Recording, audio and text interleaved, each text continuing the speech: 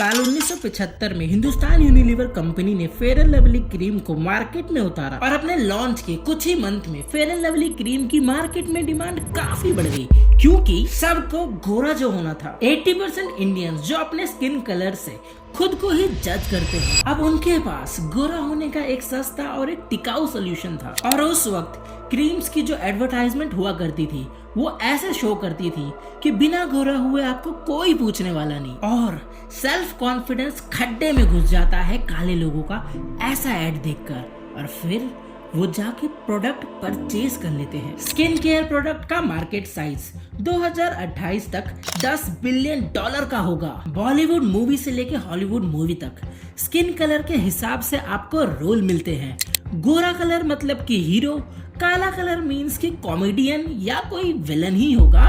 गजब टोपीबाज है, ये डायलॉग काफी मीम्स में सुना होगा। एक्टर देवेंदु भट्टाचार्य ने एक इंटरव्यू में बताया कि मेरे बेटे को स्कूल में एक बार बोल दिया कि तू इतना काला क्यों है, तो अब मेरे बेटा मेरे को आके बोल रहा है कि दे आर स्टूपिड पीपल ना पापा। और स्किन कलर को लेके इतना क्रेज है कि अगर गोरी चमड़ी का फॉरेनर दिख जाए तो लोग फोटो खिंचवाने के लिए पागल हो जाते हैं, जैसे कि कभी गोरी चमड़ी देखा ही नहीं हो। सो आज इस वीडियो में हम समझेंगे कि ये गोरी चमड़ी का कॉन्सेप्ट कैसे आया, इसका इतिहास क्या था, और बॉलीवुड और स्किन मार्केट इंडस्ट्री कैसे लूट रही है, इस वीडियो में समझते हैं। Indiscriminated because of my skin shade, right from my childhood, I believe. Fairer the color, the more beautiful. Lighter skin guy is considered to be more attractive. Definitely fair. Everybody wants a fair girl. एक theory है, 4000 साल पहले Aryans India में आए थे और उन्होंने Indus valley civilisation को तबाह कर दिया और वर्णा या कास्ट सिस्टम को लागू कर दिया। संस्कृत में वर्णा को कलर से भी जोड़ा गया है। वर्णा सिस्टम के हिसाब से भारत में कास्ट को 4 हिस्सों में डिवाइड किया है, जैसे कि ब्राह्मण सबसे गोरे और शूद्र सबसे काले, क्योंकि ब्राह्मण सारे घर के काम किया करते थे, ऊंची ऊंची पोस्ट पे काम किया करते थे, और शूद्र छोटे मोटे काम किया करते थे, दिन भर खेतों में काम किया करते थे, इसलिए उनका स्किन कलर थोड़ा लाइटर था। लेकिन ये सारी एक थ्योरी है जिसके ऊपर अभी भी डिस्कशन चल रहा है। बट जब ब्रिटिशर ने इंडिया को गुलाम बनाया तब वो वर्णा सिस्टम को फॉलो किया करते थे। ब्लैक इंडियंस को रेस्टोरेंट और स्कूल जाने के लिए मनाही थी, और अगर आपकी स्किन फेयर है तो आपको टॉप लेवल की पोस्ट मिलेगी, और अगर आप काले हैं तो आपको उनकी टट्टियां साफ करनी पड़ेगी। फिर साल 1947 में देश तो आजाद हो गया, लेकिन कलर के बेसिस पे डिवीजन और बढ़ते गया। उस वक्त बॉलीवुड ने भी कोई कसर नहीं छोड़ी। तब मधुबाला से लेकर दिव्या भारती तक ये सब अपनी नेचुरल ब्यूटी के लिए जानी जाया करती थी। अब देखो, जब हम खुद ही किसी हीरो को इमेजिन करते हैं तो हम क्या सोचते हैं? गोरा होना चाहिए, हाइट अच्छी होनी चाहिए, 6 पैक्स एब अच्छे होने चाहिए। शायद ही कोई ऐसा इंसान होगा जो काले कैरेक्टर के साथ ऐसी क्वालिटीज को सोचता होगा।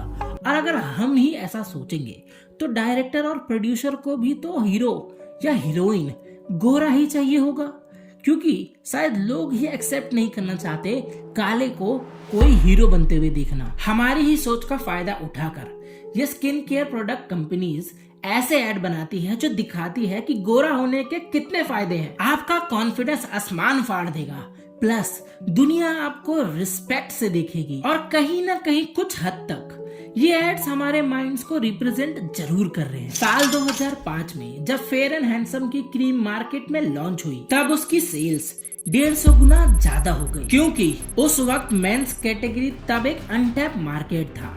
इस वजह से उसकी सेल्स बिल्कुल स्काई रॉकेट हो गई। इंस्टाग्राम, स्नैपचैट, ब्यूटी ऐप, इन सब का काम है आपके फेस पे फिल्टर मारना, या बोलूं फिल्टर थोपना। अपने स्किन कलर की वजह से हम फिल्टर यूज करते हैं, ये सोचते हैं कि मैं काला हूँ, मुझे कोई लड़की पसंद नहीं करेगी, मेरी तो शक्ल ही खराब है, पर्सनैलिटी तो भैया छोड़ ही दो। खुद को ही सेल्फ डिमोटिवेट कर लेते हैं, और कहीं ना कहीं ये करने पे लोग भी मजबूर करते हैं।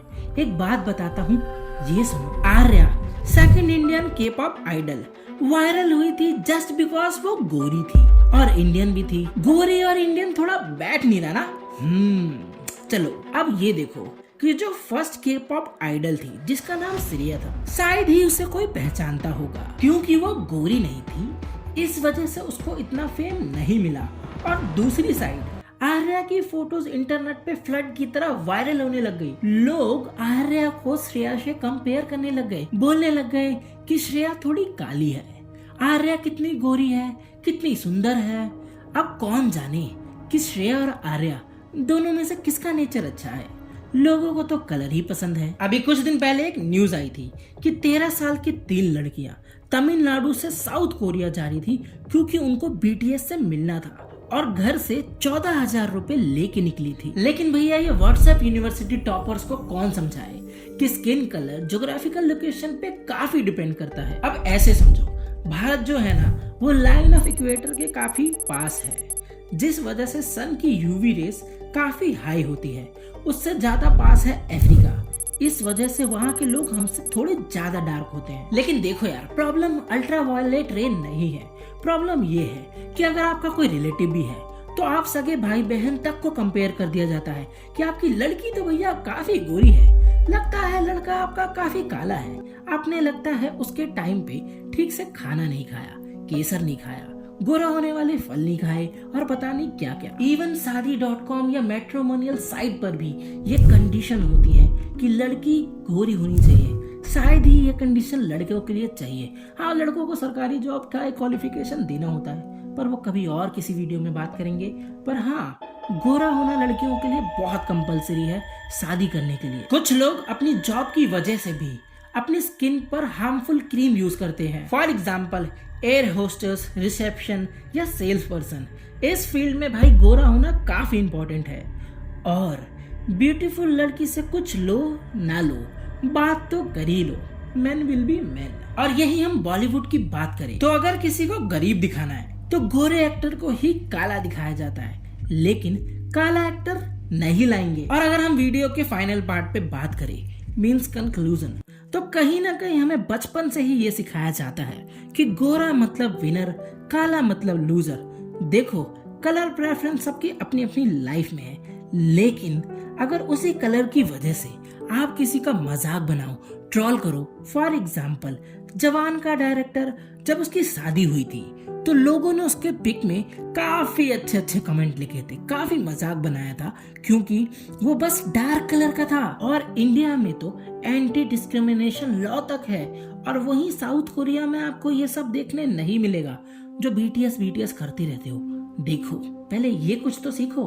खैर, इंसान को कलर से ज्यादा उसकी क्वालिटी से रिस्पेक्ट मिलनी चाहिए, क्योंकि काला रंग तो एक दिन जरूर ढल जाए। कलर को देख के हम माइंड में जज कर लेते हैं कि भैया ये गोरा है तो इंसान अच्छा होगा और काला है तो इंसान बुरा होगा, क्वालिटीज गई उसके गड्ढे में। ऐसे माइंडसेट को छोड़कर हमें एक भारत बनाना है, एक अच्छा भारत बनाना है जिसमें सबको एक नजर से देखा जाए, ना कि तू काला है, तू गोरा है, तू छोटा है, तू नाटा है, और अलग अलग तरीकों से। अगर आपको ये वीडियो अच्छी लगी हो तो लाइक, कमेंट, शेयर, सब्सक्राइब करो। ऐसे ही और वीडियोस देखने के लिए इन दोनों में से कोई भी एक वीडियो देख लो, कुछ ना कुछ बढ़िया सीखोगे।